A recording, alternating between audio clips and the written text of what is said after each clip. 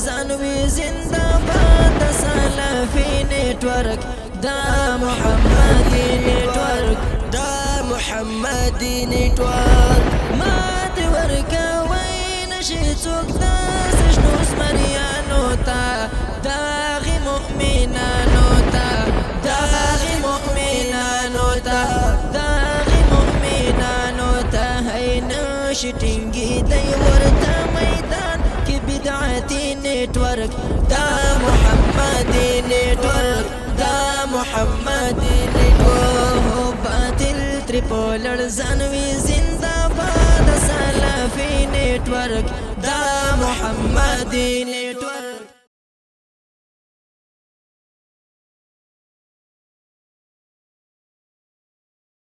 مولانا یار بادشاه حفظه الله تعالى امیر شورى علماء اهل الحديث زلی مومن چغراشی او د خپل خیالات او اظهار او فضیلة الشیخ مولانا یار بادشاه امیر شورى علماء اهل الحديث زلی مومن.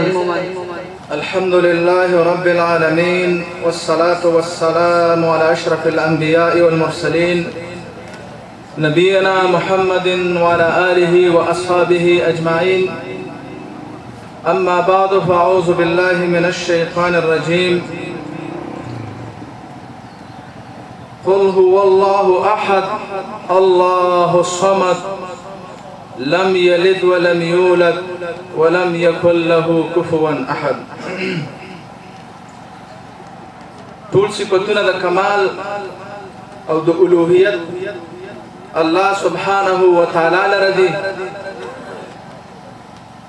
درود و سلام دی په محمد رسول الله صلی الله علیه وسلم باندې چې پاغي تاغي په پښتو کې مقصد دا دی چې ست رحمت شاه او په محمد رسول الله صلی الله علیه وسلم باندې شاه چې موږ تاسو ته د کامیابی والا د هدایت والا لار خو د دین اسلام موږ تاسو ته راوړل په کوم باندې چې موږ تاسو روان شوي.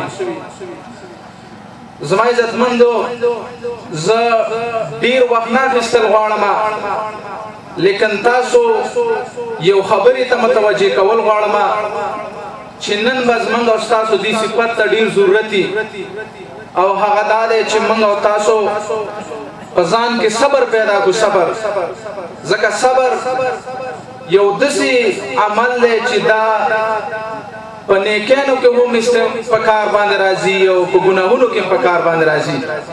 د ګناه نه چې ته ځان ساتي د هغې نه پرهیز کوي نو ستا به صبر ته ضرورت راځي او که یو نیک عمل کوي نو هم انسان صبر ته چې دی هغه ډېر ضرورت دی. خاص کر نن د کومې اجتماع چې موږ او تاسو را جمع شوي دا خاص د الله سبحانه وتعالی د رضا لپاره. ځکه دلته څه پیسې نه تقسیمیږي، دلته څه خوراکونه نه تقسیمیږي، دلته نور زمونږ څه اعراض او مقاصد نشته دی. صرف په دې نیت باندې چې زمونږ مشران علما هغه موږ او تاسو ته د اسلام صحیح رهنمایي کوي، هغه د اسلام اصلي شکل هغه موږ او تاسو ته پیش کوي چې موږ او تاسو د اسلام نه خبر شو، د محمد رسول الله صلی الله علیه وسلم دراوړل شوی دین نه خبر شو چې موږ او تاسو دا غینا ځان خبر کو. نو موږ او تاسو ته په دې کې چې نو صبر ته ډیر ضرورت دی. د دې لپاره چې موږ او تاسو په ځان کې دا ماده پیدا کو. زه یو څو فواید تاسو ته د دې صفت بیانول غواړم. که تاسو چرته ځان کې دا صفت نن پیدا کو د صبر مظاهره وکړئ نو الله سبحانه وتعالی به تاسو له ډېر اجرونه درکړي. الله سبحانه وتعالی فرمایلی دي انما یوفى الصابرون اجرهم بغیر حساب. الله وایي زه به صبرناکو ته بې حساب اجر ورکوم. دا ډیر غټه مبالغه ده په دې خبره کې، ډیر لوی اجر دی چې دا غي حساب نه دی معلوم. نو د دې وجنه صبر دا طریق شی دی، ګران کار دی. الصبر مر كاسمه ولكن عواقبه احلى من العسل. صبر و تریخ شی دی، ګران کار دی، لیکن د دې نتیجه او د دې اجر هغه د شاتو نن ډېر خوږ دی. الله سبحانه وتعالی په دې صفت باندې یو انسان ته بې حسابه اجرونه ورکوي. د دې دپاره چې موږ او تاسو دغه اجرونه وګټو، دا صفت موږ او تاسو له ډېر ضروري دی. دویم که انسان دا غواړي چې الله ماله د دین مشري راکړي، د دین امامتي راکړي، د دین کار رانه والي، هم د انسان له پکار چې په ځان کې دا صفت پیدا کړي. الله سبحانه وتعالی فرمایلی دي وجعلنا منهم ائمه يهدون بامرنا لما صبروا وكانوا بآياتنا يوقنون.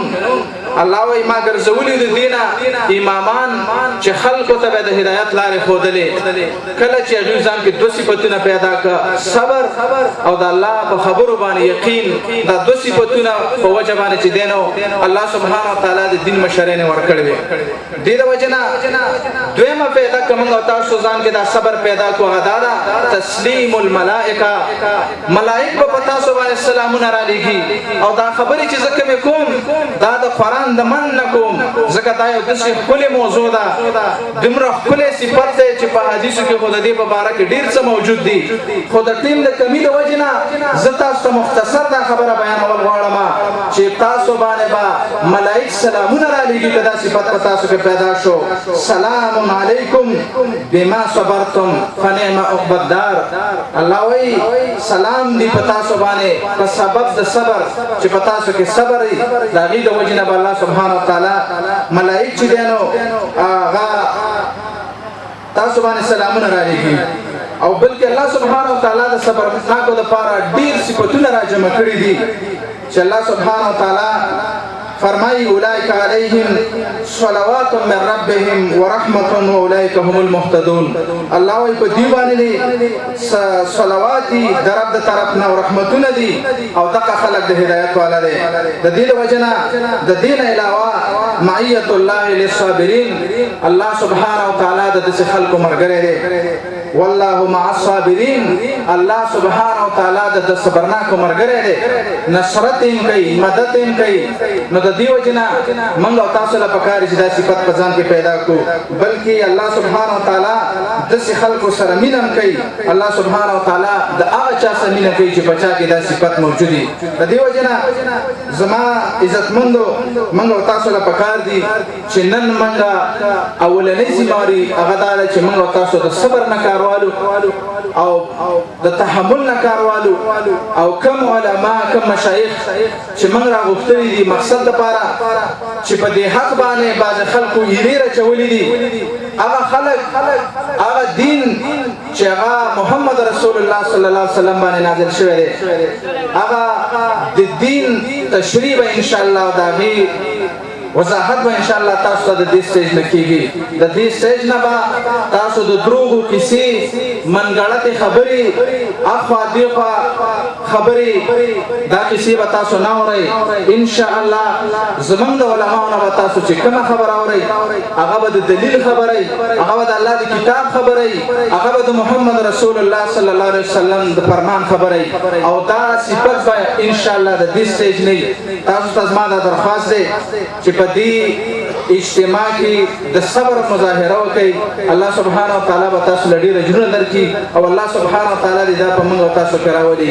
اقول قولي هذا واستغفر الله لي ولكم ولسائر المسلمين فاستغفروه انه هو الغفور الرحيم.